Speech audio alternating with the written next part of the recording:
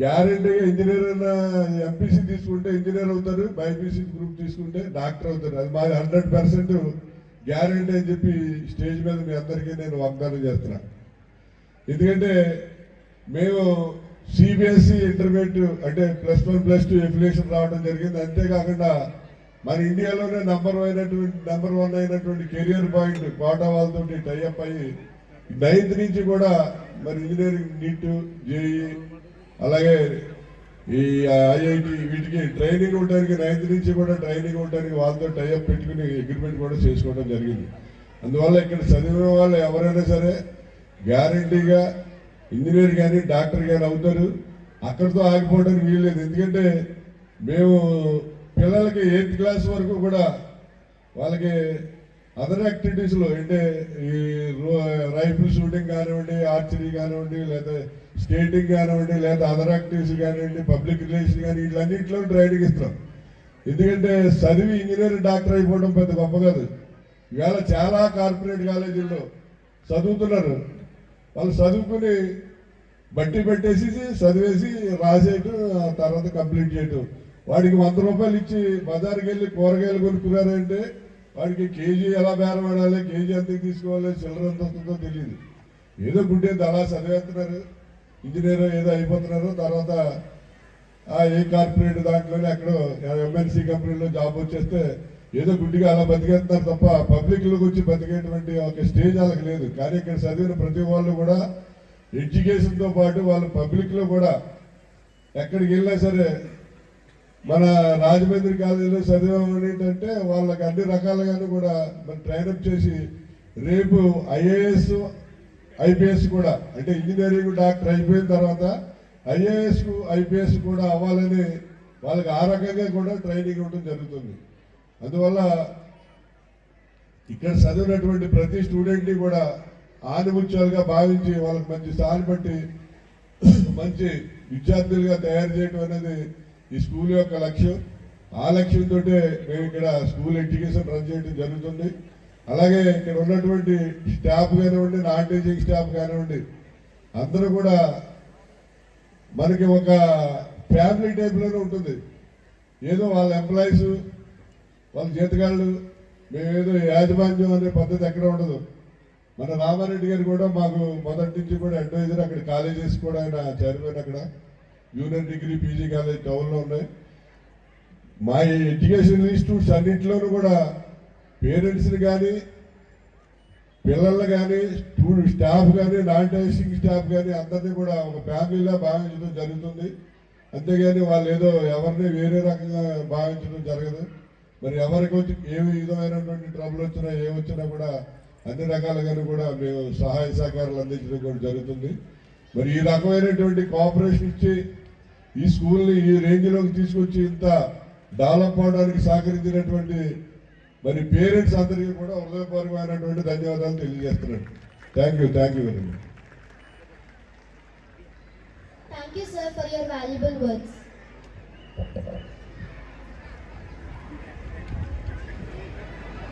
English or in Telugu, because one has to behave like a Roman while being in Rome. So, because it is an international school, naturally I am supposed to speak in English.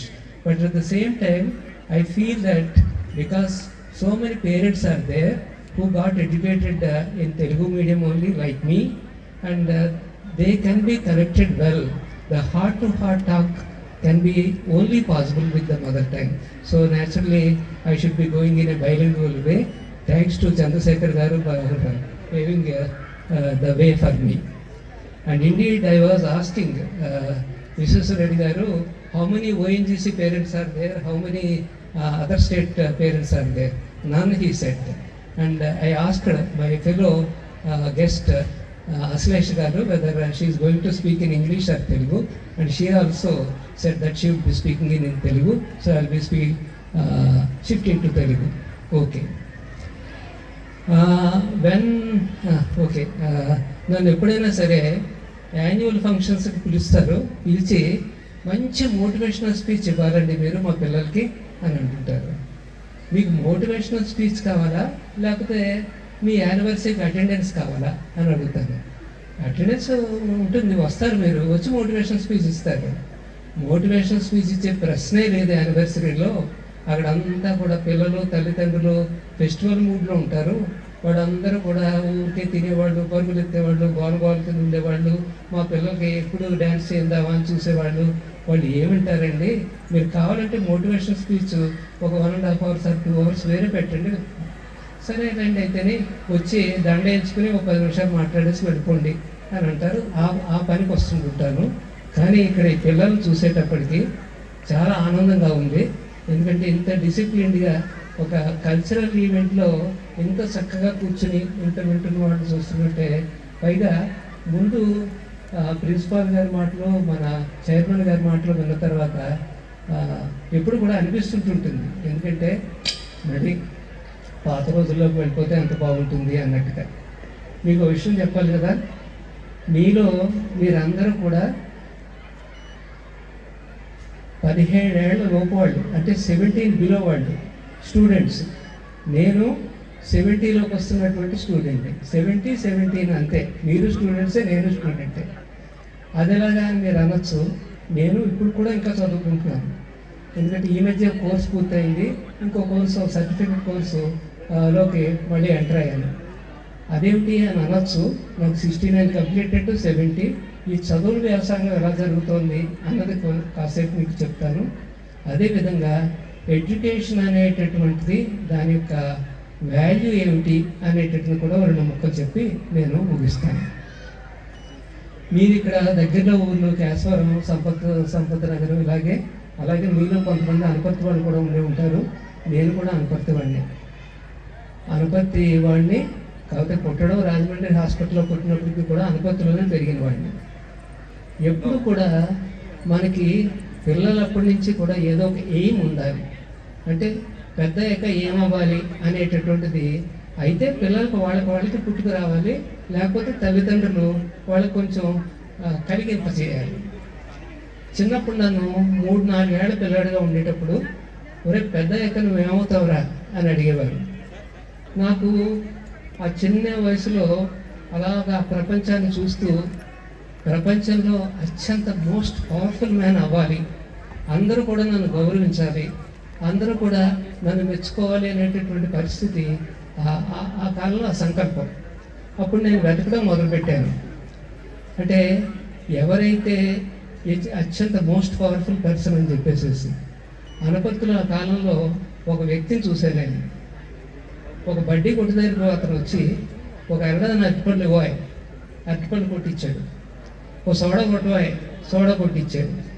డబ్బులెంత? మీ దగ్గర డబ్బులు ఎందుకు sir? ఏం అక్కర్లేదు sir, వెళ్ళిపోండి sir. ఇదేంటి డబ్బులు తీసుకోకుండా? అతనంటే ఎంత భయము, ఎంత భక్తి. పెద్ద అయ్యాక నేను అలా అయిపోవాలి. ఇంతకీ అతను ఎవరంటే ఓ పోలీస్ కానిస్టేబుల్. పెద్ద అయ్యాక నేను పోలీసుని అవ్వాలి, ఇది నా ఎయిమ్. పోలీసుడు అవ్వాలంటే ఏం చేయాలంటే ఎస్ఎల్సి పాస్ అవ్వాలి. పరుగులు అవి పెట్టిస్తారు. ఆ పరుగు పందాలు కాదు, మొత్తమే పరుగు ఇన్ని కిలోమీటర్లు పూర్తి చేయాలి. ఎందుకంటే అప్పుడు మైళ్ళు అనేవారు, మైళ్ళు పూర్తి చేయాలి. ఓహో, అయితే అదనమాట మనం సాధించవలసింది.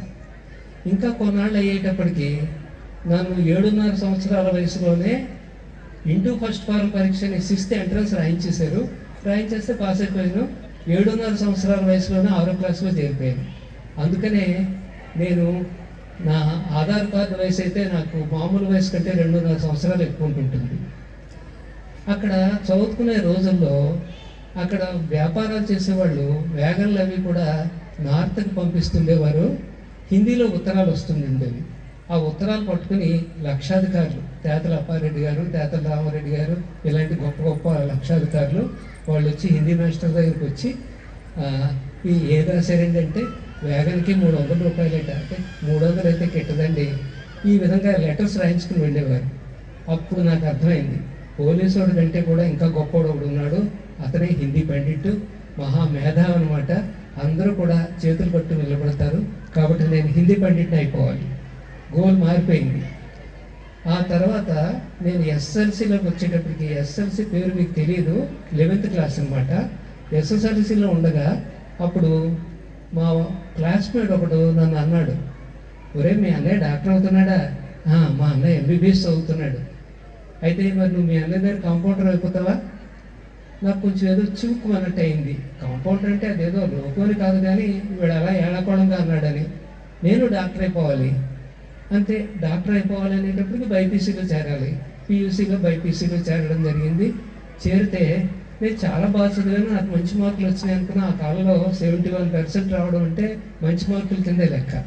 కానీ నాకు గవర్నమెంట్ సీట్ వస్తుంది అనుకున్నది, గవర్నమెంట్ సీట్ రాలేదు. ఒక నాతో పాటు చదువుకుంటూ నాకంటే కొంచెం ఇన్ఫీరియర్ పర్సన్, అతనికి 76 మార్క్స్ వచ్చి అతనికి గవర్నమెంట్ సీట్ వచ్చింది. మార్కులు పరిశీలించినట్టయితే నాకు థియరీలో అతనికి అన్నిటికంటే కూడా ఎక్కువ మార్కులు వచ్చాయి. కానీ ప్రాక్టికల్స్లో ఆఫ్టర్ ఆల్ కర్రీ పెద్దపాకు కొడుకు 15 వేసారు ప్రతి ప్రాక్టికల్లో. అతనేమో కెమిస్ట్రీ ప్రొఫెసర్ గారి అబ్బాయి కాబట్టి 25 వేశారు. ఆ డిఫరెన్స్ అంటే ఏమిటనమాట, మనం ఎన్నో ఊహించుకుంటాం, ఎంతో కష్టపడతాం, కానీ ఎక్కడో బెడిసికొడుతుంటాం. సరే ప్రైవేట్ కాలేజీలో చేరదాం అని చెప్పేసి Kakinada Rangaraya medical college private college 7,500 donation. అది కడదాం ఉంటే వెయిట్ లిస్ట్లో ఒక 6 నెలలు పోగొట్టుకుని అప్పుడు చేరడం జరిగింది. నేను ప్రైవేట్ కాలేజీలో వెయిట్ లిస్ట్లో చేరినప్పటికీ కూడా లోపల నాకు తెలుసు నేను ఎవరినో. అందుకని ఏమి ఫీల్ అవ్వక్కర్లే, నా వర్త నేను చూపించుకుంటాను. ఆ విధంగానే చూపించుకున్నాను. ఫస్ట్ ఎంబీబీఎస్ అంటే అప్పుడు integrated MBBS 5.5 years course. First MBBS అంటే first 2.5 years university first, second MBBS university first, final MBBS university second. అంటే ఒక ప్రైవేట్ కాలేజీలో లాస్ట్ సీటు వాడు యూనివర్సిటీ ఫస్ట్కి రాగలడు అనేటటువంటిది నిరూపించుకున్నాను విత్ గోల్డ్ మెడల్స్. అప్పుడు ఆ టైంలో నాకు అనిపించేది ఎంబీబీఎస్ అంటే ఒట్టి ఎంబీబీఎస్ కాదు, పీజీ చేయాలి. ఏం పీజీ చేయాలి? అత్యంత కష్టమైన పీజీయే చేయాలి. ఏం సైన్స్ చేద్దాం? స్కిన్ సైన్సా, బోన్ సైన్సా, లేకపోతే లంగ్స్ సైన్సా, హార్ట్ సైన్సా? అన్నిటికంటే కష్టమైనది సెంట్రల్ నర్వస్ సిస్టమ్, బ్రెయిన్. కాబట్టి నేను బ్రెయిన్ సైన్స్, న్యూరాలజీ చేద్దాం. బ్రెయిన్ సైన్స్ ఉంది, బ్రెయిన్ కనపడుతుంటుంది, కనిపించిన మైండ్ గురించి చేయాలి. అంటే మైండ్ గురించి అంటే సైకాట్రీ చేద్దాం. సైకాట్రీ పీజీ స్టేట్లో లేదు, మరి ఎక్కడుంది? నేషనల్ ఇన్స్టిట్యూట్ ఉంటుంది, అది నిమ్హాన్స్ అని అంటారు, బెంగళూరులో ఉంది. అక్కడ 4 సీట్స్ ఉంటాయి ఎండి, కానీ బోల్డ్ కాంపిటీషను. నువ్వు వెళ్దాం. నన్ను సైకాట్రీ తీసుకుంటావేంట్రా అని డిస్కరేజ్ చేసినా కానీ అక్కడికి వెళ్ళడం జరిగింది. టాపర్గా వచ్చాను. 320 మంది ఎంతమందో అపీర్ అయితే సీట్ వచ్చింది. ఎండి సక్సెస్ఫుల్గా. ఎంత సక్సెస్ఫుల్గా అంటే 3 ఏళ్ల కోర్సులోనూ ఎవరైనా సరే 2 ఏళ్ల తర్వాత ఎగ్జామ్ తీసుకుంటానంటే తీసుకొని ఇస్తారు, కాకపోతే 1 year తీసేసి వదిలేస్తారు అనమాట. ఆ విధంగా పూర్తి చేసి ఎండి అయిపోయాక ఇక రాజమండ్రి వచ్చి ఇక్కడ ఈ మనవాళ్ళతో ఉండాలని. ఇంతవరకు నేను MD psychiatry from NIMHANS, psychiatrist practice అయినట్టయితే ఓహో ఫస్ట్ ప్రైవేట్ సైకాట్రిస్ట్ ఈ 4 districtsలో అనేటటువంటి దాని వరకునే ఉండిపోను. ఇప్పుడు నన్ను ఇక్కడికి పిలిచేటటువంటి అవకాశం ఉండకపోను. ఇంతమంది డాక్టర్లు నన్ను ఎందుకు పిలుస్తారు? కానీ అక్కడ ఒక ఇన్ఫీరియారిటీ అనేటటువంటిది మనిషిని ఏ విధంగా మోటివేట్ చేస్తుంది అన్నదే చెప్తాను. చిన్నప్పటి నుంచి తెలుగు మీడియంలో చదువుకొచ్చిన వలన ఎప్పుడు కూడా నేను నిమ్హాన్స్ లాంటి చోటుకి వెళ్ళినా సరే, ఎగ్జామ్స్ అన్నీ ఎంత బాగా రాసేసినా సరే, రాసినప్పటికీ కూడా ఆలోచన ఎలా ఉండేదంటే తెలుగులో ఆలోచించి దాన్ని ఇంగ్లీష్లో తర్జుమా చేసి పెట్టింది. అంటే దిస్ ఈజు దట్ ఈజు అన్నట్టుగా ఉంటుంది తప్ప ఇలాగా ఫ్లూయెంట్గా మాట్లాడేటటువంటి పరిస్థితి లేకుండా ఉండటం నేను గమనించాను. ఎందుకంటే అది ఇంటర్నేషనల్ ఇన్స్టిట్యూట్ కాబట్టి. అప్పుడు అనుకున్నాను నేను ఇంగ్లీష్ మీద మంచి కమాండ్ సంపాదించాలి. కమాండ్ సంపాదించాలంటే బహుశా ఎంఏ ఇంగ్లీష్ చేసేస్తే మొత్తం ఇంగ్లీష్ అంతా వచ్చేస్తుంది అనుకున్నాను. ఎంఏ ఇంగ్లీషు ఏదైనా డిస్టెన్స్ ఎడ్యుకేషన్ అంటే ఆంధ్ర యూనివర్సిటీకి అప్లై చేశాను. అప్లై చేస్తే వాళ్ళు తిరగొట్టారు. ఎనీ గ్రాడ్యుయేట్ అన్నారు కదా, మరి ఎందుకు తిరగొట్టారు అంటే BA or BSc or BCom, not professional graduates like MBBS అన్నారు. మరి ఇప్పుడు నేను ఏం చేయాలి? కావాలంటే పొలిటికల్ సైన్స్ చేయొచ్చు, పబ్లిక్ అడ్మినిస్ట్రేషన్ చేయొచ్చు.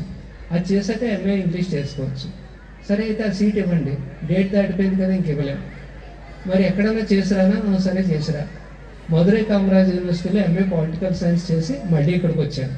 ఇక్కడికి వచ్చి ఎంఏ ఇంగ్లీష్ సీట్ అడిగితే వాళ్ళు రూల్స్ అన్నీ చూసి యూజీసీ రికగ్నైజ్డ్ అయినంత మాత్రం మధురై కామరాజ్ వాళ్ళకి ఇవ్వం, ఆఫ్ దిస్ యూనివర్సిటీ అని ఉంది కాబట్టి ఇవ్వలేము. నాగార్జున యూనివర్సిటీకి అడిగితే వాళ్ళు ఏదో చెప్పి పంపించేశారు. చివరికి నాగార్జున యూనివర్సిటీలో సెనేట్ మెంబర్ దగ్గరికి వెళ్ళి, అయ్యా నాకు ఇంగ్లీష్ చదువుకోవాలని ఉంది కానీ వీళ్ళు నాకు ఒప్పుకోవట్లేదంటే అక్కడ మీటింగ్లో పెట్టి ఒక డాక్టర్ ఇంగ్లీష్ చదువుకోవడానికి కుదరదా అని చెప్పి ఆ రూల్ బుక్లో మార్పించి even professional graduates are also eligible to take MA English if they have done English during their degree course అని చెప్పి రాయించి నాకు ఎంఏ ఇంగ్లీష్ సీట్ ఇప్పించారు. అంటే ఆ విధంగా ఒక సాధించాలని పట్టుదల. ఎంఏ ఇంగ్లీషు అయిపోయింది కానీ నాకు మాత్రం లోపల ఇన్ఫీరియారిటీ ఉండిపోయింది. ఎంఏ ఇంగ్లీష్ వచ్చేసింది, లెటర్ ప్యాడ్ మీదేమో ఎండి సైకియాట్రీ ఎంఏ ఇంగ్లీష్ అని చెప్పేసి వచ్చేసింది. కానీ ఎక్కడైనా సరే ఏంటి ఎంఏ ఇంగ్లీష్ అంటే ఇంగ్లీష్లో మాట్లాడుతున్నాడేంటి అంటారేమో ఒక విధమైనటువంటి ఫీలింగ్ ఇంకా ఉండిపోయింది. అప్పుడు diploma in creative writing in English IGNOU వాళ్ళది, ఇక విపరీతమైన రాయించేస్తారనమాట. అవన్నీ రాస్తుంటుంటే ఇక ఇంగ్లీష్ రైటింగ్ బ్రహ్మాండంగా వచ్చేసింది. తర్వాత ఇటు స్పోకెన్ ఇంగ్లీష్ విషయంలో diploma in functional English of Andhra university అది చేసేటప్పటికి అది బాగా వచ్చేసింది. అంటే ఇంగ్లీష్ మీద ఎంత కమాండ్ వచ్చిందంటే డెక్కన్ క్రానికల్ లాంటి ఇంగ్లీష్ పేపర్లో 2 ఏళ్ళు కాలమిస్ట్గా మైండ్ మ్యాటర్స్ అనే కాలమిస్ట్ రన్ చేసే లెవెల్కి వచ్చిందనమాట. అంటే ఒక ఇన్ఫీరియారిటీ అనేటటువంటి మనిషిని ఎక్కడికి తీసుకెళ్తుందో అని చెప్పడానికి మీకు చూస్తున్నాను. అక్కడ ఇగ్నూ కోర్స్ చేస్తున్నప్పుడు విజయవాడ ప్రతి వారం విజయవాడ వెళ్ళిపోతుండేవాడిని, అక్కడ అసైన్మెంట్స్ చేసేసి వచ్చేస్తుండేవాడిని. అప్పుడు అక్కడ ఎంబీఏ స్టూడెంట్స్ వాళ్ళని చూశాను. చూసి మనం కూడా ఎంబీఏ చేస్తే ఎంత బాగుంటుంది, ఎంబీఏ చేయాలంటే ఎంట్రన్స్ రాయాలి. ఎంట్రన్స్ కూడా ఎలా ప్రిపేర్ అయ్యానంటే క్యాట్ పుస్తకాలు తెప్పించేసి క్యాట్ లెవెల్లో ఎంట్రన్స్ ప్రిపేర్ అయ్యి ఎంబీఏ ఎంట్రన్స్ రాసేసి ఎంబీఏ అయిపోయింది. అలాగే ఒక పక్క నుంచి ఎంఎస్ సైకోథెరపీ అండ్ కౌన్సిలింగ్ అది అయిపోయింది. ఇంకో పక్క నుంచి ఏమో జర్నలిజం, నాకు రాయడం అంటే చాలా ఇష్టం, అందుకనేమో journalism course master of journalism distinction తోటి అదో పక్క నుంచి అయిపోయింది. నాకు కంప్యూటర్స్ అంటే బాగా ముందు నుంచి కూడా ముందు చూపు ఎక్కువ, అందుకని నేను ఇక్కడ ఈ 1987 నుంచి 1987 నుంచి కూడా కంప్యూటర్ వాడుతున్నాను మా హాస్పిటల్స్లో. అంటే ల్యాప్టాప్ నేను 1990లో ల్యాప్టాప్ వాడుతుంటుంటే అప్పుడు జనాలు ఆ తర్వాత అనుకుంటాను జనాలు జోక్ చేస్తుండేవారు. ఆంధ్రాలో కంప్యూటర్ వాడేవాళ్ళు ఇద్దరు ల్యాప్టాప్లో ఒకళ్ళు చంద్రబాబు నాయుడు, రెండోది కర్రీరామారెడ్డి అంటుండేవారు సరదాగా జోక్గా.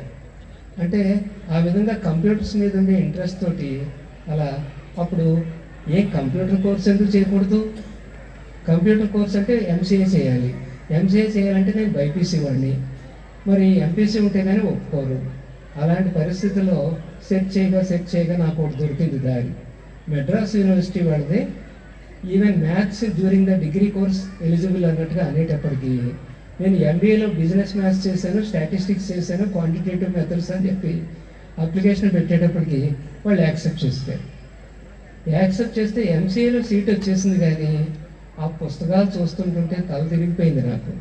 ఎందుకంటే చిన్నప్పుడు రైలు బండి వేగము కాలము లెక్కలు చదువుకున్నటువంటి ఈ బుర్ర అది అవన్నీ కూడా ఆ క్యాలిక్యులస్ ఈ సాగదీసిన ఎస్సేట్రా బాబు ఎలా ఉండేటి దీని పేరేంటో ఈ విధంగా ఉండేదన్నమాట.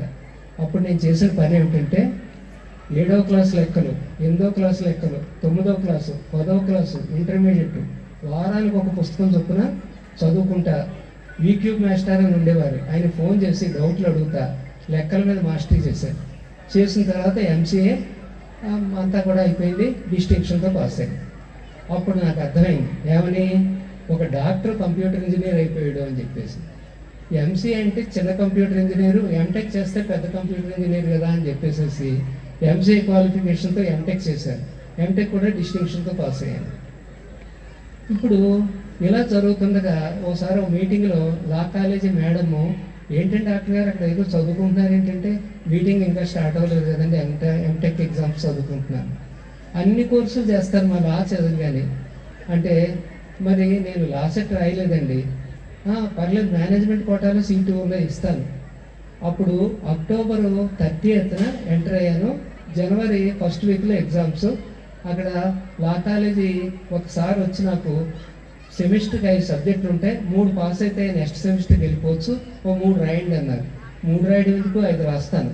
అయితే ఇగో ఈ రేగా సూర్య గారు గైడ్లు చదవండి. గైడ్లు చదివేశాను, రాశాను, 2 నెలల్లోనే రాశాను ఫస్ట్ సెమిస్టర్. రాస్తే కాలేజ్ సెకండ్ వచ్చాను. కాలేజ్ సెకండ్ వచ్చేటప్పటికి నేను ఎప్పుడు గైడ్లు కాదు, టెక్స్ట్ బుక్ చదువుతాను కదా. టెక్స్ట్ బుక్లో గైడ్లు చదివితే సెకండ్ సెమిస్టర్ నుంచి second semester college first, third semester, fourth semester, fifth, sixth మొత్తం ఓవరాల్గా best out going student of a regular college. ఒక డాక్టరు, అప్పుడు ఆ వయసు 54 ఏళ్ల వయసులో ఉండే డాక్టరు, అది ఒక ఇన్ని గోల్డ్ మెడల్స్ తోటి బెస్ట్ అవుట్ గోయింగ్ స్టూడెంట్గా బయటికి రావడం జరిగింది. అంటే ఏదైనా సరే మనం ప్రూవ్ చేసుకోవాలంటే ఎంతైనా ప్రూవ్ చేసుకోవచ్చు. ఒకసారి లా కోర్సుకి మరిగిన తర్వాత పీజీలు చేయడం మొదలెట్టాను. ఒక పీజీ కాదు, 5 ఎల్ఎల్ఎంలు చేశాను. అంటే ఏంటి, టార్ట్స్ అండ్ క్రైమ్స్లో చేశాను, లేబర్ లాస్లో చేశాను, cyber crimes and intellectual property laws చేశాను, తర్వాత ఏమో సెక్యూరిటీ లాస్ చేశాను, ఈ కార్పొరేట్ అండ్ సెక్యూరిటీ లాస్ చేశాను. ఈ విధంగా మొత్తం 5 ఎల్ఎల్ఎంలు చేశాను. ఆ ఎల్ఎల్ఎంలు కూడా మామూలుగా చేశానా, మీరు అప్పుడప్పుడు చూస్తుంటారు, న్యాయశాస్త్రంలో Kurri Ramareddy gold medal governor గారు ఇచ్చారు అని చెప్పేసి ఆ విధంగా చేసుకుంటూ వచ్చాను. ఎగ్జామ్స్ ఎలా చేస్తానంటే నేను, అంటే ఆ కసి అన్నది మీరు ఆ ప్యాషన్ అనేది ఉన్నట్టయితే ఏదైనా సరే చూసుకుంటూ వెళ్ళిపోతారు అంతే. ఎల్ఎల్ఎం ఎగ్జామ్ అయిన తర్వాత రిజల్ట్స్ ఎప్పుడు వస్తాయా అనేటటువంటి ఒక ఉత్సుకత. ఓ 10 రోజులు 15 రోజులు అయ్యేటప్పటికి యూనివర్సిటీ ఫోన్ చేయడం, ఏమంటే ఎల్ఎల్ఎం రిజల్ట్స్ వచ్చాయా, అబ్బాయి ఇప్పుడు ఎప్పుడే రావండి, ఇంకా 15 రోజులు పడుతుంది. మళ్ళీ 2 రోజుల పైకి మళ్ళీ ఫోన్ చేయడం, ఎల్ఎల్ఎం రిజల్ట్స్ వచ్చాయా, అబ్బాయి రేపు రాలేదు, ఇంకా 2 వారాలు పడుతుంది. మళ్ళీ 3వసారి ఫోన్ చేస్తే, నిన్నే కదా మీరు అడిగారు మళ్ళీ ఫోన్ చేస్తున్నారని చివాట్లు పెట్టేవాడు. అప్పుడు నేను ఏం చేసేవాడిని అంటే మా కోడల చేత ఫోన్ చేయించేవాడిని. అంటే రిజల్ట్స్ వచ్చే వరకు కూడా ఇంకా ఊరికే మునిగాళ్ళ మీద నిలబడ్డాం అనమాట. రిజల్ట్స్ వచ్చాక ఫస్ట్ మన రిజల్ట్ చూసుకోవడం, అమ్మయ్య అనుకోవడం. అమ్మయ్య అనుకుని ఊరుకుంటామా, మిగిలిన రిజల్ట్స్ అన్నీ చూడటం మొదలెడతాం. మిగిలిన నెంబర్లు నీకు ఎలా తెలుస్తాయి అంటే, రాజమండ్రి సెంటర్ LM049, ఆ తర్వాత మా నెంబర్ 001, 002 ఇలా ఉంటాయి. కాకినాడ సెంటర్ నెంబర్ LM052 అనుకోండి, అవన్నీ నెంబర్లు కొట్టేయడం. ఈ విధంగా మొత్తం ఎల్ఎల్ఎం రాసిన ఆ 200 మంది క్యాండిడేట్స్ యొక్క రిజల్ట్స్ కూడా చూసేసి వాళ్ళ టోటల్స్ అన్నీ లెక్కేసేసి ఎవరికి ఎక్కువగా ఉంది, అమ్మాయి అయితే నేనే ఫస్ట్.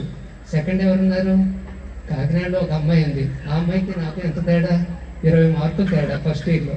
సెకండ్ ఇయర్లో నన్ను కొట్టేస్తుందేమో. సెకండ్ ఇయర్ రిజల్ట్స్ వచ్చాక ఇంకా నాది అయిపోయిన వెంటనే మళ్ళీ అమ్మాయి చూడడం, ఆ అమ్మాయి ఇంకా వెనకబడిపోయింది, ఇంకెవరన్నా ఉన్నారా అంటే నాకు అర్థమైపోద్ది అనమాట. రిజల్ట్స్ వచ్చాక ఇగో ఈ లేబర్ లాస్లో నాకు గోల్డ్ మెడల్ రాబోతుంది. ఈ విధంగా ఎగ్జామ్స్ అన్నా, వాటికి ఎగ్జామ్స్ ప్రిపేర్ అవ్వడం అన్నా, రాయడం అన్నా, ఆ థ్రిల్, అలాగే ఆ రిజల్ట్స్ వచ్చినప్పుడు ఆనందించడం, ఆ థ్రిల్ అది ఇంకా వర్ణనానికి తీతం అనమాట. అలాగే నేను సోషల్ వర్క్లో చేయడం జరిగింది, ఎంకామ్ చేయడం జరిగింది. ఇలాగా ఎడ్యుకేషన్ అంటే నాకు చాలా ఇష్టం. పిల్లలు కనపడితే వాళ్ళ క్లాస్ తీసుకోకుండా ఉండలేను. బీఈడీ చేశాను, ఎంఈడీ చేశాను, ఎడ్యుకేషన్లో పిహెచ్డీ చేశాను, లాలో కూడా పిహెచ్డీ చేశాను. ఈ విధంగా చేసుకుంటూ యోగా అంటున్నారు, ఏంటది యోగా, కాళ్ళు ఇలా వంకరగా పెట్టుకుంటే జబ్బులు తగ్గిపోతాయట, దాని అంతేదో చూసేయాలి. సర్టిఫికెట్ కోర్స్ చేశాను, పీజీ డిప్లొమా కోర్స్ చేశాను. చివరికి యోగాలో ఇన్స్ట్రక్టర్ కోర్స్ చేయడానికి, యోగా ఇన్స్ట్రక్టర్ కోర్స్ ఎక్కడుందంటే జైల్లో ఉంది, ఇంక బయట ఎక్కడ లేదు. అప్పుడు తమాషాగా బుర్రలో ఒక ఊహ వచ్చేది, ఏదైనా చిన్న దొంగతనం చేసి జైల్లో పడిపోతే అక్కడ వాళ్ళతో పాటు యోగా ఇన్స్ట్రక్టర్ కోర్స్ చేయొచ్చు కదా, తమాషా ఆలోచన అనమాట. కానీ అక్కడ సూపరింటెండెంట్ గారి దగ్గరికి వస్తే వీళ్ళు అడిగితే, ఏంటంటే మీకు పర్మిషన్ ఏంటంటే, ఏం పర్వాలేదు, ఖైదీలతో పాటు మీరు కూడా పరీక్ష రాసేయచ్చు, పర్లేదని చెప్పేసి ఆయన పర్మిషన్ ఇచ్చారు. ఆ విధంగా జైల్లో పరీక్ష రాశాను నేను, యోగా ఇన్స్ట్రక్టర్ కోర్సు. అలాగే పిహెచ్డి కూడా ఈ మధ్య యోగా తరఫు పిహెచ్డి వచ్చింది. యోగాలో పిహెచ్డి వాళ్ళు చాలామంది ఉంటారు, కానీ యోగా థెరపీలో ఇండియాలో ఫస్ట్ పిహెచ్డి అనమాట అది. ఆ యూనివర్సిటీ కూడా అదే ఫస్ట్ పిహెచ్డి. ఈ విధంగా ఇప్పుడు ఇంకా చెప్పుకుంటూ పోతే చాలా వస్తాయి. ఈ విధంగా ఏంటంటే ఇప్పుడు ఇంతకీ ఏంటయ్యా నువ్వు దీనివల్ల ఏంటి సాధిస్తా ఉంటే, కొంతమంది కోట్లు సంపాదించుకుంటూ వెళ్ళిపోతారు. ఈ కోట్లన్నీ ఏం చేసుకుంటావయ్యా అంటే, ఏం చేసుకుంటాడు, ఏం తింటాడు, ఏదో రోజు వెళ్ళిపోతాడు అన్నీ వదిలేసి. ఈ డిగ్రీలు కూడా అన్నీ నేను ఏం చేసుకుంటాను, ఏదో రోజు నేను వెళ్ళిపోతాను, వెళ్ళిపోయేటప్పుడు ఇవన్నీ పట్టుకెళ్తానా, ఏదో రోజు బుర్రలో ఏదో ఒక నరం పుట్టుకుమంటుంది, చివరికి నీ పేరు ఏంటంటే కూడా చెప్పలేనటువంటి అయోమయ స్థితిలో ఉంటే ఉండొచ్చు. ఏది కూడా శాశ్వతం కాదు. అందుకని మీకేంటి గోలు అంటే, నాకు గోల్ అంటే ఏం లేదు, ఐఎమ్ ఎంజాయింగ్ ద జర్నీ. తిరుపతిలో వెంకటేశ్వర స్వామిని చూడడం అనేది గోల్ అయితే, అక్కడికి వెళ్ళడం అనే జర్నీ ఎంతో ఎంజాయ్ చేస్తాం మనం. అక్కడ ఉండేది వన్ మూమెంట్ అంతే, కానీ త్రూ అవుట్ చాలా ఇది. అలాగే ఐఎమ్ ఎంజాయింగ్ ద జర్నీ.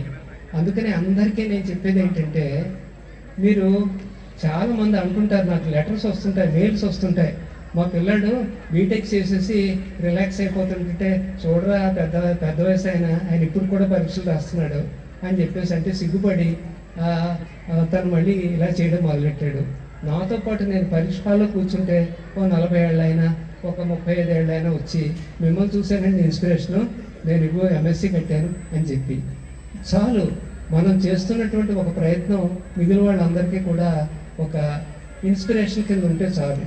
అంటే రోజు భోజనం చేయటం లేదా, రోజు మంచినీళ్ళు తాగటం నిద్రపోవటం లేదా, సినిమా చూడటం లేదా, అలాగే చదవడం కూడా make it part of your life.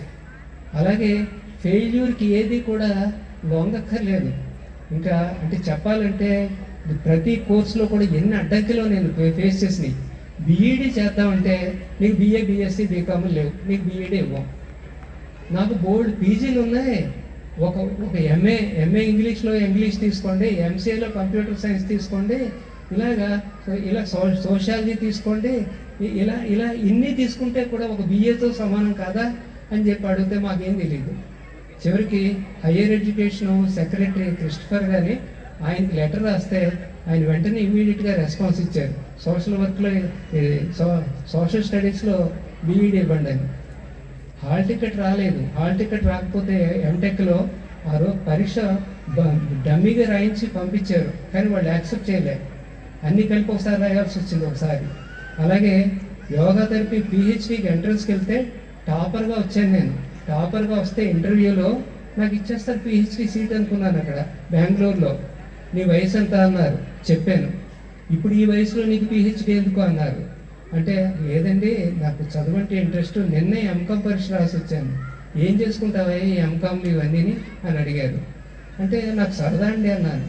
లేదు నీకు ఇంట్రెస్ట్ ఉన్నట్టయితే మాకు ఫ్యాకల్టీ గారా, విజిటింగ్ ఫ్యాకల్టీ గారా, నేను విజిటింగ్ ప్రొఫెసర్గా తీసుకుంటాను మా ఇన్స్టిట్యూట్లోను అని చెప్పేసి అన్నారు. అక్కడ తిరగొట్టినందుకు కానీ అంతకంటే మంచి ఇన్స్టిట్యూట్లో నేను PhD చేయడం జరిగింది. ఇలాగా మనకి ఏదైనా సరే తొక్కి పడుతుంటుంటే, బంతిని తొక్కి పడితే ఎంత తెగుతుందో అలాగా failures of the stepping stones for the next success అన్నట్టుగా ఆ విధంగా ముందుకు వెళ్ళిపోవచ్చు. ఇక లాస్ట్ ఒక 1 or 2 minutes మీకు చెప్పేది ఏంటంటే, శవానికి జీవించి ఉండేటటువంటి మనిషికి రెండింటికి తేడా ఏమిటి అని పరిశీలించినట్టయితే మీరు కెమికల్గా అనాలిసిస్ చేయండి. ఇందులో ఎంత ఐరన్ ఉంటుందో అందులో ఎంత ఐరన్ ఉంటుంది, ఇందులో ఎంత జింక్ ఉంటుందో అందులో అంతే ఉంటుంది, మెగ్నీషియం అంతే ఉంటుంది, ప్రోటీన్ అంతే ఉంటుంది, ఫ్యాట్ అంతే ఉంటుంది, అన్నీ సమానంగానే ఉంటాయి. అంటే కొంతమంది చెప్తారనుకోండి ఒక 28 grams తేడా ఉంది, బహుశా 28 grams ఆత్మ ఉంటుంది అని అంటారు. అది ఫిలసాఫికల్ ఇష్యూ అనుకోండి. కానీ రెండింటికి తేడా ఏమిటి? ఇందులో జీవం ఉంది, అందులో జీవం లేదు. అలాగే మీరు నీట్ కొట్టండి, డాక్టర్లు అవ్వండి, లేకపోతే ఇంజనీర్లు అవ్వండి, IASలు IPSలు అవ్వండి, ఎంతో ఉన్నత స్థాయికి వెళ్ళండి, కానీ వాల్యూస్ లేకపోయినట్టయితే, విలువలు లేనటువంటి విద్య మాత్రం అది నిరర్థకం. మంచి మనీషిగా దిద్దపడేదే నిజమైన ఎడ్యుకేషన్. ఎడ్యుకేషన్ అంటే అవుట్ సైడ్ నుంచి ఎంత కూరేసాము అన్నది కాదు, లోపల ఇన్నర్ పొటెన్షియల్ ఎంత బయటకు వచ్చింది అన్నది. ఇన్నర్ పొటెన్షియల్ అంతా బయటకు వచ్చేటటువంటి ఎడ్యుకేషన్ కావాలి. అందుకని ఇందాక నుంచి నేను చాలా అప్రిషియేట్ చేస్తున్నాను. ఆ ఇన్నర్ పొటెన్షియల్స్ అన్నీ బయటికి తీసుకురావడానికి ఎంత కృషి చేస్తున్నారు అని చెప్పేసి, ఇటు స్పోర్ట్స్ ఏంటి, మిగిలిన కెరీర్ టాలెంట్స్ ఏంటి, ఇవన్నీ కూడా. అదేవిధంగా ఇక మీరు అంటే యోగా కూడా చేస్తున్నారంటే ఆ యోగా కూడా చేస్తున్నారు. చాలామందికి ఉండేటువంటి ఒక దురభిప్రాయం ఏంటంటే, ఆసనాలు వేయడమే యోగా, కాళ్ళు చేతులు ఇలా ఎంత వంకరగా పెట్టుకుంటే వాడు yoga champion. State level champion. ఇదా యోగా అంటే కేవలం ఆసనాలు కాదు, అష్టాంగాల గురించి తెలుసుకునేలా పిల్లలకి చెప్పండి. అష్టాంగాల్లో మొదటి 2 అంగాలు తెలుసుకున్నట్టయితే, మొదటి 2 అంగాలు పాటించినట్టయితే ఇంకా అంతకంటే మంచి మనిషి ఎవరు ఉండరు, అంతకంటే వాల్యూస్ ఉండే మనిషి ఎవరు ఉండరు. అంటే నేను దాని గురించి మళ్ళీ పెద్ద లెక్చర్ తీసుకోవడం అనవసరం. యమ నియమ అని ఉంటాయి. యమ అంటే ఏంటంటే సత్యాన్ని పలకడం గురించి, అలాగే అహింస గురించి, అస్థేయం అంటే దొంగతనం చేయకుండా ఉండడం గురించి, అపరిగ్రహం అంటే ఎంత కావాలో అంతే తీసుకోవడం గురించి, బ్రహ్మచర్యం అంటే భగవంతుడు హర్షించేటటువంటి పరిస్థితిలో ఉండడం. ఇప్పుడు ఏదైనా సరే నిజం చెప్పడం అనేటటువంటి చాలా సులువు. అబద్ధం చెప్పడం అంటే అబద్ధాన్ని కాపాడడం కోసం ఎన్ని వందల అబద్ధాలు ఆడాలో ఎంత స్ట్రెయిన్ అయిపోతామో. అలాగే హింస అంటే అది కేవలం శారీరకమైన హింస కాదు, మానసికంగా హింస కూడా. అస్థేయం దొంగతనం అంటే కేవలం ఏదో మెటీరియలిస్టిక్గా డబ్బులు దొంగతనం చేయడం కాదు, ఒక పరువు ప్రతిష్టం దొంగతనం చేయడం. ఒక టీం ఉందనుకోండి, ఒక వ్యక్తి బాగా చేశాడు కానీ లీడరు అదంతా కూడా ప్రెస్టీజ్ కొట్టేయడానికి ట్రై చేస్తాడు, ఇది దొంగతనం అనమాట. అలాగే రోజు గంట లేటుగా వస్తున్నాడు, అది దొంగతనం అనమాట. ఇలాంటివి మనకి ఇందాక నేను చెప్పినట్టుగా ఎంత వచ్చినా కానీ ఏం చేసుకెళ్తాం, ఎక్కడ పట్టుకెళ్తాం, అన్నీ వదిలేసి వెళ్ళిపోతాం. బలగం సినిమా చూడండి, ఎంత బాగా కనెక్ట్ అయిపోతారు. అలాగా అన్నీ వదిలేసుకుని వెళ్ళిపోయేటటువంటి పరిస్థితిలో ఈ ఊరికే ఏం సాధిస్తాం. అలాగే యబూబు-నేడము పద్యం చదవండి, అది నిజమైనటువంటి దేవుడు హర్షించేటటువంటి లైఫ్ అంటే ఏంటి అన్నది తెలుస్తుంది. అలాగే నియమాల్లో శుచి అంటే, శౌచం అంటే ఏంటంటే బయట దేహమే శుచితో ఉండడం కాదు, దేహమే శుచితో ఉండేలా ఉంటే చేప 24 గంటలు నీటిలోనే ఉంటుంది, మరి ఎంత శుభ్రంగా ఉంటుందో అనుకుంటావా? మనసు శుభ్రంగా ఉండాలి, అసూయలు కుళ్ళులు కల్మషాలు లేకుండా. అదేవిధంగా సంతోషం, ఉన్నదాంతో తృప్తి చెందడం అనేటటువంటిది. 100 కూరలు పెట్టారు అన్నది కాదు అక్కడ, ఆవకాయ పచ్చడితోటే పప్పు ఆవకాయతోటి అన్నం పెట్టారు, ఎంత ఆప్యాయంగా ఉడిచిందంటే తృప్తిగా తిన్నాను. ఆ తృప్తి మనకు కావాల్సింది. అంటే ఎంత క్వాంటిటీ ఇచ్చేసామన్నది కాదు, క్వాలిటీ. అలాగే తపస్సు అంటే డ్యూయర్స్ని సమానంగా చూడగలుగుతాం. ఒక రోజు పొగిడారని చెప్పేసి పొంగిపోయో, లేదా ఒక రోజు మాస్టర్ తిట్టారని చెప్పేసి కృంగిపోయో కాకుండా అన్నీ సమానంగా తీసుకోగలగడం. అలాగే స్వాధ్యాయం అంటే ఏదో సెల్ఫ్ స్టడీ అని కాదు, స్టడీ అబౌట్ ద సెల్ఫ్. నేను ఎవరిని, అసలు ఇదంతా ఏంటి? రమణ మహర్షిని అడిగినా ఇంకెవరిని అడిగినా కూడా నిజమైన ఫిలసాఫికల్ థాట్ ఏంటంటే అసలు నేను ఎవరిని, ఈ దేహం ఏంటి, చుట్టూ జరిగేది ఏమిటి అనేది ఒక్కసారి ఆలోచించుకుంటుంటే మనకు నిజంగా మన యొక్క ఉనికి అర్థమవుతుంటుంది. అలాగే ఈశ్వర ప్రణిధానం, మీరు దేవుడిని నమ్మినా నమ్మకపోయినా ఈ విశాలమైనటువంటి ఈ విశ్వం సూపర్ కాన్షియస్లో మన పార్ట్స్. అందుకని ఈ సూపర్ సిస్టంలో పార్ట్గా మన ధర్మాన్ని మనం చక్కగా నెరవేర్చడం.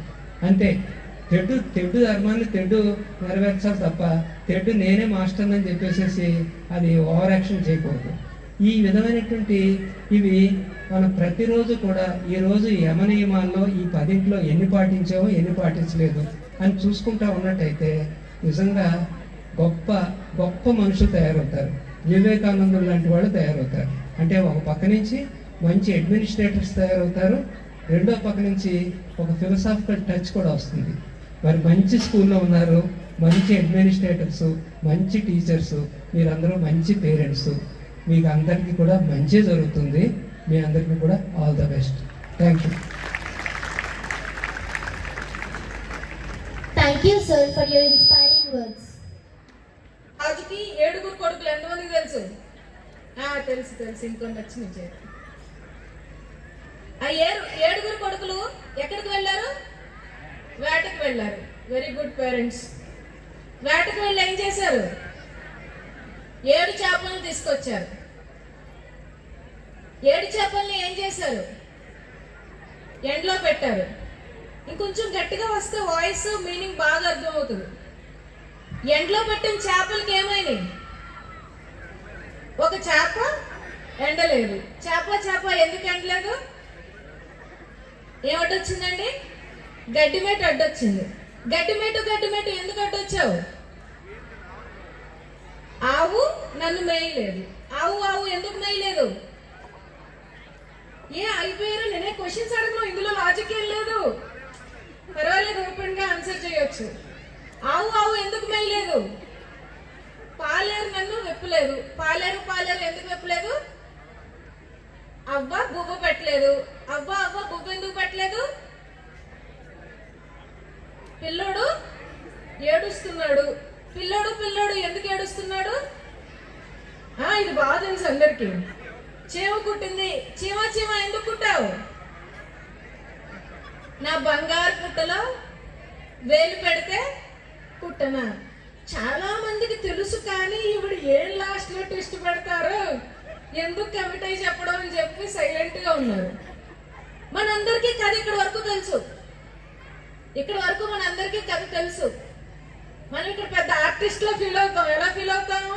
ఆ పడుకున్న వాడికి చిన్నగా గిల్లి కితకితలు పెట్టి నా బంగారు పుట్టలో వేలు పెడితే కుట్టనా అని సరదాగా అక్కడ ఒక జిమ్మిక్ చేసి ఆడుకుంటాం, నవ్వుతాం, పడుకోబెడతాం. కానీ మహానుభావులు ఏం చెప్పినా, ఎలాంటి ఒక కథ రూపంలో తీసుకువచ్చినా, పంచతంత్ర లాంటి పుస్తకాలు రాసినా ఏదో ఒక అర్థం లేకుండా అయితే రాయరు. ముఖ్యంగా ఈ కథ ఎందుకు చెప్పుకుంటున్నాము అంటే, ఈ కథ ఇక్కడతో అవ్వలేదు. ఈ కథ ఉద్దేశం పిల్లోడికి కితకితలు పెట్టి ఆపేయడం అయితే కాదు. మరేంటి కథ ఉద్దేశం? ఎంతమందికి తెలుసుకోవాలని ఉంది? కొంతమంది చేతిలో ఫోన్లు పట్టుకున్నారా ఏంటి? Thank you. ఈ కథ ఉద్దేశం ఏంటి అంటే, ఆ తర్వాత రోజు రాజు ఏం చేశాడు అంటే, చేప దగ్గరికి వెళ్ళి చేప చేప నువ్వు ఎందుకు ఎండలేదు అని అడిగాడు. ఇలా గడ్డి మేట అడ్డొచ్చింది అని చెప్తే, ఓహో నీకు సూర్యకిరణాలు తగలక నువ్వు ఎండలేదా, నిన్ను నేను రేపు ఉదయాన్నే సూర్యకిరణాల్లో పెడతాను, నువ్వు ఎండుతావు అని చెప్పి తర్వాత రోజు ఆ రాజు ఆ 7వ ఎండని చేపను తీసుకువెళ్ళి సూర్యకిరణాల్లో పెట్టడం వల్ల ఆ చేప ఎండింది. చేప ఎండింది అంటే అర్థం ఏంటి అంటే, మిగతా 6 చేపలతో పాటు దానికి కూడా ఒక ఈక్వల్ స్టేటస్ వచ్చింది. అవునా కాదా? ఒక 6 చేపలు ఎండినాయి, ఒక చేప ఎండలేదు. అంటే ఒక 6 చేపలు సక్సెస్ఫుల్, ఒక చేప అన్సక్సెస్ఫుల్. కానీ రాజు ఏమనుకున్నాడు అంటే, కారణం తెలుసుకుని ఆ చేపకు కూడా సమానత్వం క్రియేట్ చేయాలనుకున్నాడు. మనందరం ఏమనుకుంటాము అంటే, పిల్లలు ఏదో ఒక విషయంలో వెనకపడుతుంటే ఎవరో ఒకళ్ళ మీద బ్లేమ్ గేమ్ ఆడేస్తాం మనం. ఏం సార్ ఫీజులు కట్టట్లేదా, మీరు చూసుకోరా? అమ్మాయి ఇంట్లో హోంవర్క్ చేయట్లేదండి, ఫీజు కట్టాం కదండి చూసుకోండి. పేరెంట్స్ టీచర్ మీటింగ్ వస్తారు అంటే వీళ్ళెవరు నాకేం చెప్పలేదు. నేను జనరల్ గా ప్రతి నెల కూడా 10-12 స్కూల్స్ కి వెళ్తూ ఉంటాను. అక్కడ విన్న కంప్లైంట్స్, టీచర్స్ ఆవేదన అక్కడ. అంటే ఇంట్లో బంగాళదుంప ఫ్రై తినకపోయినా కూడా టీచర్ది బాధ్యత. ఒక అరగంట సినిమా ఎక్కువ చూసినా కూడా టీచర్ది బాధ్యత. మిస్ మీరు చెప్పండి మిస్, మీ మాట వింటాడు, మా మాట వినట్లేదు. బాత్రూమ్ లో 10 నిమిషాలు ఎక్కువ టైం స్పెండ్ చేసినా టీచర్దే బాధ్యత. ఒక అరగంట ఇంట్లో హోంవర్క్ చేయడానికి మనకి కూర్చోబెట్టడం చేత కాకపోయినా కూడా మేనేజ్మెంట్దే బాధ్యత. ఇలా ప్రతిదానికి మనం ఒక పైనున్న ఒక చిన్న కారణం వెతికి దానికి ఎవరిని సంబంధికులుగా బ్లేమ్ గేమ్ చేద్దాం అన్న గేమ్ లో అందరూ ఇరుక్కుపోతున్నాం ఈరోజు. నేను ఒక తల్లినే. ఒక రాజు ఒక చేపను ఎండపెట్టి సమానత్వం ఎందుకు క్రియేట్ చేయగలిగాడు అంటే కారణం ఏంటో తెలుసుకున్నాడు. ఆ కారణం కేవలం గడ్డిమేట కాదు. కారణం గడ్డిమేట ఒక్కటైతే కాదు. కారణం గడ్డిమేటు, ఆవు, పాలేరు, అవ్వ, పిల్లోడు, పుట్టలో చీమ. అంటే ఒక్కొక్కసారి పిల్లలు వెనక పడిపోవడానికి కారణం ఎంత సూక్ష్మంగా ఉంటుందో చెప్పడానికి కదా. చీమ అంత సైజులో కూడా కొన్ని రీజన్స్ ఉంటాయి పిల్లలు వెనకాల పడిపోవడానికి. హోంవర్క్ రాయడం ఇష్టం లేదే అంటున్నాం, కానీ రాయడంలో ఏమన్నా లోపాలు ఉంటున్నాయేమో పిల్లల్లో మనం గమనించుకోవట్లేదు. ఇంట్లో చదివి స్కూల్లో మర్చిపోతున్నాడని కంప్లైంట్ చేస్తున్నారే కానీ ఐక్యూ లెవెల్స్ ఏమైనా డిఫరెంట్ గా ఉన్నాయా, ఓన్లీ బండగుట్టు పెట్టుకుంటున్నాడా లేకపోతే సబ్జెక్ట్ ని అర్థం చేసుకుంటున్నాడా అనే విషయాన్ని మనం పరిశీలించట్లేదు. బిహేవియర్స్ మారిపోతున్నాయి. చాలా రూడ్ గా ఆరోగెంట్ గా ఎదురు సమాధానాలు చెప్తున్నారు పిల్లలు అని అంటున్నాం, కానీ మనం పనుల్లో బిజీగా పడిపోయి వాళ్ళకి ఫోన్లు ఇచ్చి కూర్చోబెట్టి అందులో డుడ్డు గేమ్స్ ఆడిపిస్తున్న విషయం మనం ఎవరు ఒప్పుకోవట్లేదు. అంటే ఎక్కడైనా కూడా పిల్లలు ఎదగాలంటే వీళ్ళు ఇంత తాపత్రయపడి ఇన్ని ఎక్స్ట్రా కరిక్యులర్స్ కండక్ట్ చేసి ద బెస్ట్ కరిక్యులం అడాప్ట్ చేసుకుని ఇక్కడ ఎంత ప్లాట్ఫామ్ ఎస్టాబ్లిష్ చేసినా కూడా తల్లిదండ్రులుగా మనం ఇంట్లో చేయవలసిన కొన్ని బాధ్యతలు చెయ్యకపోతే, మీ చెయ్య మేనేజ్మెంట్ చెయ్య కలవకపోతే సక్సెస్ అనే సౌండ్ అయితే మాత్రం ఎప్పటికీ రాదు. అండ్ ఎవరైతే ఊరికే ప్రతి విషయానికి బాధ్యత వహించకుండా ఇది ఎవరి కారణం చెప్దామా అని వెతుక్కునే పిల్లలు ఇంకా అసలు వృద్ధిలోకి రాలేదు. ఈ రోజు చూస్తున్నాం, తండ్రి స్కూల్ కి బండి మీద దింపడానికి తీసుకొస్తున్నారు, వెనకాల పిల్లోడు ఇంతలో 10 రీల్స్ కవర్ చేసేస్తున్నాడు. సాయంత్రం స్కూల్ నుంచి రాగానే ఏదో ఫ్రంట్ లైన్ వారియర్ లాగా, ఫైర్ ఇంజిన్ ఫైటర్ లాగా, అంబులెన్స్ డ్రైవర్ లాగా రాగానే ఫోన్ చూసేసుకుంటున్నారు. ఇక్కడ స్కూల్లో కష్టపడి వస్తున్నాడు కదండి, ఒక అరగంట చూసుకుంటున్నాడండి. ఏం కష్టపడుతున్నాడు స్కూల్లో? అసలు టైం టేబుల్ ఎప్పుడన్నా చూసారా? School time table 45 minutes education ఉంటే 45 మినిట్స్ మైండ్ ని ఎలా ఇంటరాక్టివ్ మోడ్ లో పెట్టాలో వాళ్ళు ఆలోచించి కరికులంలు వేసుకుంటారు. అంతే కష్టపడిపోడండి స్కూల్లో. చాలా బ్యాలెన్స్డ్ గా ఉంటుంది class room and school curriculum time tables. ఎవరికి అంతు చిక్కని విషయం బిహేవియర్స్ ఎందుకు మారిపోతుంది అని ఏమీ లేదు రీజన్. ఆ మొబైల్ ఫుడ్ అంతే. వాల్మార్ట్ డిమార్ట్లు బయట నుంచి చూస్తుంటే ఇంతకు ముందు 5 రూపాయలు 10 రూపాయలు ఇచ్చి లేస్ ప్యాకెట్ కొనుక్కోరా అన్న వాళ్ళు అప్పుడప్పుడు 5 రూపాయలు కూడా ఎందుకు అని చెప్పి ఒక్కసారిగా 30-40 ప్యాకెట్ల షీటు ఏది ఆ ఆఫర్ కలిసి వస్తుంది అని చెప్పి ట్రాలీలో వేసుకుని మరీ ఇంటికి వచ్చేస్తున్నారు. మా ఫ్రెండ్ వాళ్ళ ఇంట్లో కాఫీ పౌడర్ అయిపోతే షెల్ఫ్ ఓపెన్ చేశాను, కాఫీ పౌడర్ వేసుకుందామని. 30 మ్యాగీ ప్యాకెట్లు 20 ఇప్పి నూడిల్స్ ఉన్నాయి, 2 ఒకటే కదా అని అడిగాను. ఒకసారి ఒకటి కావాలంటాడంట. అంటే మీకు ఫుడ్ కేవలం ఒక ఫుడ్ మార్చడం వల్లే బిహేవియర్స్ చాలా మారిపోతాయి. కావాలంటే మీరు ఎక్కడైనా రీసెర్చ్ చేయండి. మీరు ఇంటి దగ్గర పెట్టే ఫుడ్ అక్కడ రాదా ఎనర్జీ? స్కూల్కి వచ్చాక వస్తుందా ఎనర్జీ? టీచర్స్ తెలుసు మా బాధలు ఏంటో. ఒక కౌన్సిలింగ్ ఒక క్లయింట్ వచ్చారు, మేడం స్కూల్లో టీసీ ఇచ్చేస్తానంటున్నారు, ఎక్కడ పిల్లోడు కూర్చోవట్లేదంట, సిట్టింగ్ టాలరెన్స్ లేదంట, స్కూల్ అంతా తిరుగుతా ఉన్నాడంట, మాట్లాడితే వాష్రూమ్స్కి వెళ్ళిపోతున్నాడని. ఏమో రొటీన్ ఏంటని అడిగాను, చెప్పారు. నువ్వు ఇంట్లో ఏం పెడతావు అని అడిగాను. పొద్దున్నే మిక్సీ జార్ తీస్తారంట ఆవిడ, అందులో 250 ml పాలు పోస్తారంట, 2 అరటిపళ్ళు వేస్తారంట, అంత బాదం అంత పిస్తా అంత జీడిపప్పు వేస్తారంట, మిక్సీ కొట్టడానికి పట్టించేసి పంపించేస్తారు స్కూల్కి. లేకపోతే 4 ఇడ్లీ పుష్టిగా వేసి అంత నెయ్యి వేసి అంత పంచదార వేసి పుష్టిగా పంపిస్తూ ఉంటారు. ఆ ఎనర్జీ ఎక్కడికి వెళ్తుంది? ఇక్కడికి వచ్చే గుర్తున్నారు వాళ్ళు.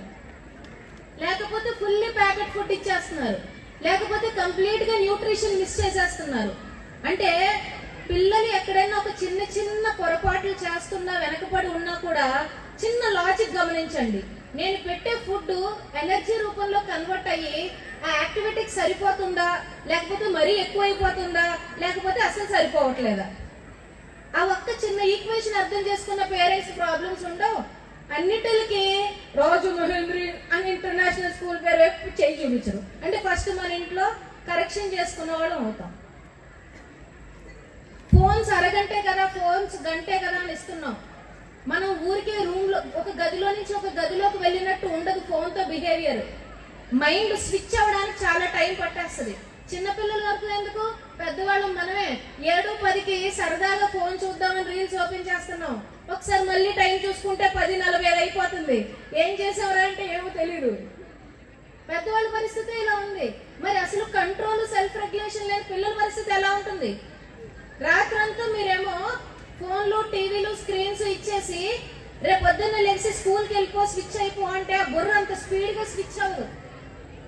అండ్ మీకు తెలుసో తెలీదో, ఈ మధ్య కాలంలో వర్చువల్ ఆటిజం, డెవలప్మెంటల్ డిలేస్, చాలా వరకు బ్రెయిన్ డిస్ఫంక్షన్స్ అన్ని కూడా ఎక్కువ స్క్రీన్ టైంకి ఎడిక్ట్ అవ్వడం వల్లే స్టార్ట్ అయిపోతున్నాయి. టెక్నాలజీతో పాటు మేము ముందరికి వెళ్ళాలి కదండి, లేకపోతే వెనక్కి పడిపోతాం కదండి. ఏమీ పడరు. రోజుకి ఒక అరగంట 25 నిమిషాలు పర్వాలేదు, కానీ అంతకు మించిస్తే మాత్రం మీరు ఇప్పుడు చెప్తున్న సమస్యలు ఏవైతే ఉంటాయో అన్ని మర్చిపోతున్నాడండి, ఏమి గుర్తుండట్లేదండి అంటే బ్రెయిన్ ప్రొడక్టివిటీ తగ్గిపోతుంది అంతే. బ్రెయిన్ ప్రొడక్టివిటీ పెరగాలి అంటే ఎప్పుడు కూడా ఒక న్యాచురల్ ప్రాసెస్ లో జరగాలి. ఇదేంటండి యాన్యువల్ డేకి వచ్చి ఏవో నవ్విస్తారు అనుకుంటే 4 క్లాసులు దిగుతున్నారు. Because this is harsh reality.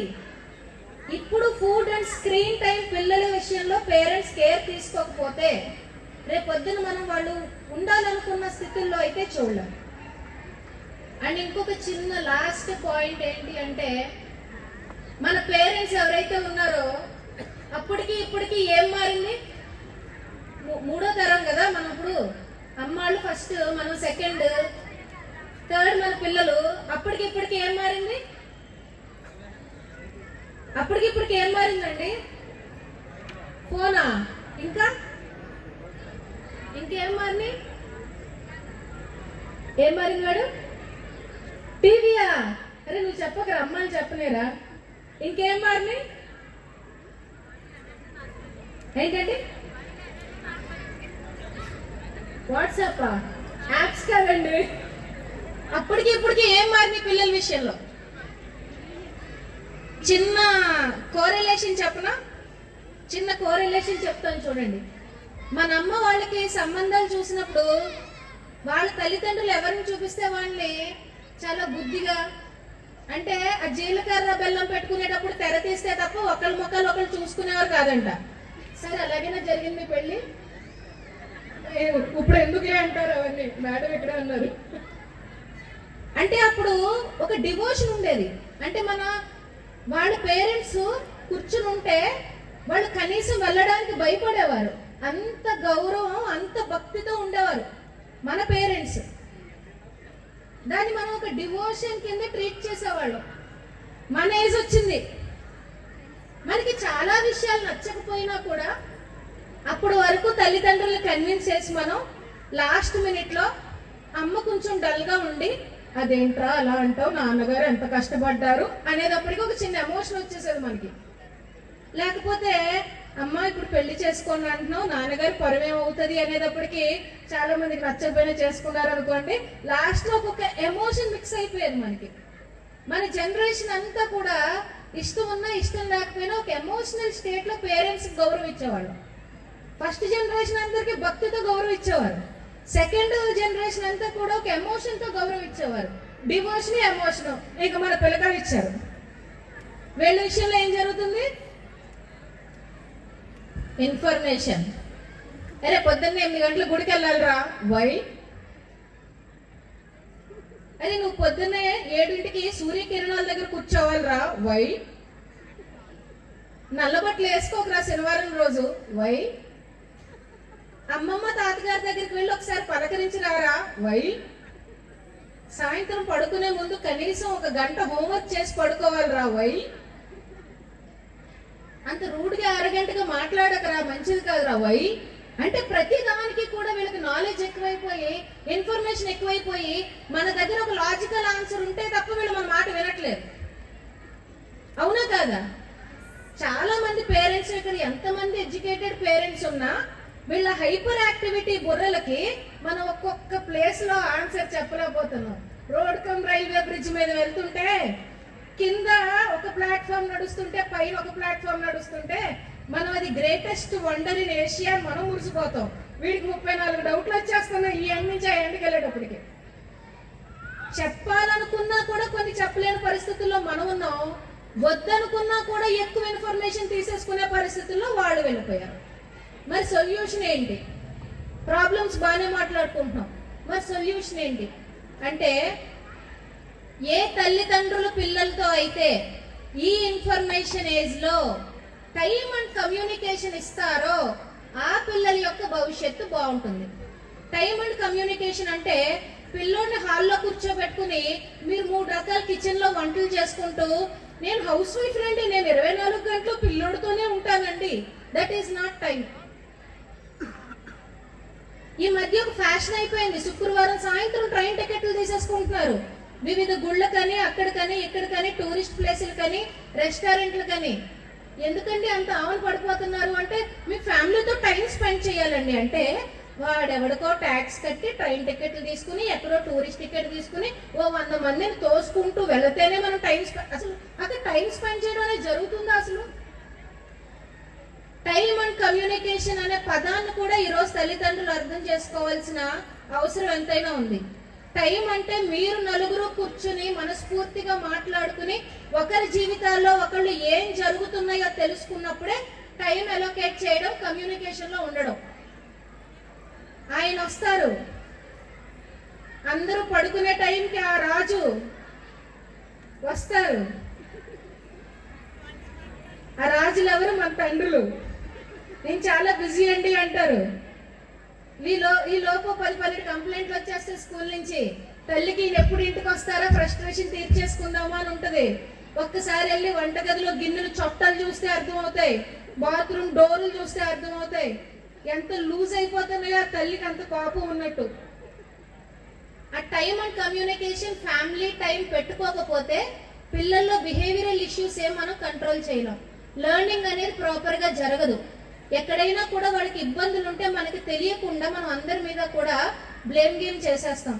Parents ఇద్దరు కూడా బయటికి పిల్లల్ని తిప్పేయడము, అవి ఇవి కొనిచ్చేయడము, మెటీరియలిస్టిక్ ఆనందాలు ఇచ్చేయడం కన్నా మన నలుగురు కొంచెం పీస్ఫుల్ గా కూర్చుని టైం స్పెండ్ చేసే పరిస్థితులు ఎప్పుడు ఏర్పరచుకోవచ్చు అని ఎప్పుడైతే ఆలోచిస్తారో ఆ కుటుంబం చాలా బాగుంటుంది. అండ్ చివరిగా ముఖ్యంగా తల్లి, ఇప్పుడేంటి ఇంకా మదర్ దగ్గరికి రాలేదనుకుంటున్నారు కొంతమంది. తల్లి మానసిక స్థితి ఎంత బాగుంటే పిల్లలు అంత హ్యాపీగా పెరుగుతారు. నన్ను చాలా మంది అంటారు, మా పిల్లోడి గురించి తెలిసిన వాళ్ళు, వాడు అంత షార్ప్ గా చాక్ లో ఉంటాడు, ఏం చేస్తారండి మీరు ఇంట్లో, మీరు చదువుకునేవన్నీ వాడికి నేర్పించేస్తున్నారా అని. నేను ఒకటే చెప్తా, మా భర్త నేను ఆనందంగా ఉంటాం, మమ్మల్ని చూసి వాడు ఆనందంగా పెరుగుతున్నాడు అని చెప్తాం అంతే. ఎక్కడైతే తల్లి మానసిక పరిస్థితి బాగుంటుందో పిల్లలు చాలా ఆనందంగా పెరుగుతారు, చాలా హ్యాపీ కిడ్స్ అవుతారు వాళ్ళు. అలా కాకుండా ఈరోజు తల్లి పరిస్థితి, మానసిక పరిస్థితి చాలా వీక్ అయిపోతుంది, మెంటల్ గా చాలా వీక్ అయిపోతున్నారు తల్లులు. ఒక తరం తల్లి తలుచుకుంటే